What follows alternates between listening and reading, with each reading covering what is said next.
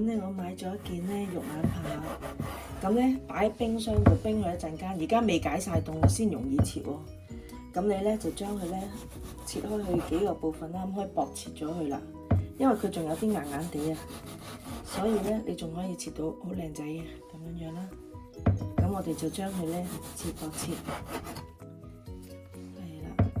咁陣間留翻嚟咧整烏冬嘅。OK。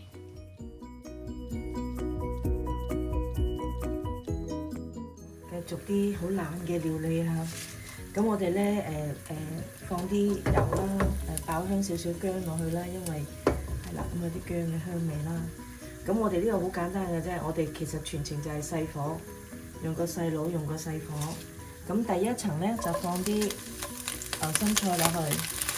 咁咧其實份量就睇你自己啦，你中意食多啲咁咪落多啲咯。呢個就冇乜所謂嘅。好啦，落完菜之後咧，第二層咧我哋就會落啲芽菜仔落去，因為我中意食芽菜仔，所以我就落多啲。咁咧呢兩種菜其實一路煮一路都會有啲水出嚟嘅。落完芽菜仔咧，我哋就放兩個烏冬上去面嗰度。好啦，咁我哋就由得佢咧，用個細火由佢煮一陣間先。OK。好，咁我哋大約真係用個細火啦，煮咗佢3-4分鐘先。咁咧，你見到佢開始一路用雪啦，啲菜又開始腍啦咁樣樣。咁我哋而家做咩嘢咧？就將啲牛肉咧鋪上面。頭先我切嗰啲牛肉啊，將佢咧鋪晒上面。咁咧其實就唔使醃嘅，就咁將啲牛肉鋪晒上面嗰度，繼續係細火，由得佢慢慢咧煮熟晒啲牛肉，同埋咧啲烏冬腍晒為止。好，咁我計下大約要幾多分鐘啊？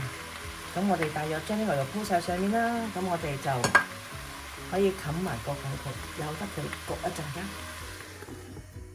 咁你隔住個蓋咧，你望到啲牛肉咧都差唔多熟啦，差唔多嘅話唔係全部啊。咁你咧就可以拎開個蓋啦，咁咧就揚一揚佢。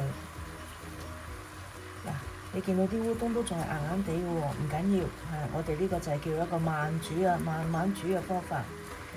咁我哋咧揚一揚啲烏冬，好啦，最後一樣嘢要落嘅咧係咩咧？就係嗰啲醬油。咁如果你喺香港咧有嗰啲烏冬汁，你咪買烏冬汁咯。咁呢度冇啊嘛，咁我就都係落翻豉油老抽咯。咁呢度有15ml嘅豉油，5ml嘅老抽溝埋㗎啦。咁我就淋咗落去。好。跟住我哋繼續冚埋個蓋，繼續由得佢再慢煮多一陣間。咁大約而家咧又過多3-4分鐘啦，即係 total 大約係10分鐘鬆啲啦。咁我哋咧你見到係 OK 㗎啦，咁我哋就將佢撈勻佢。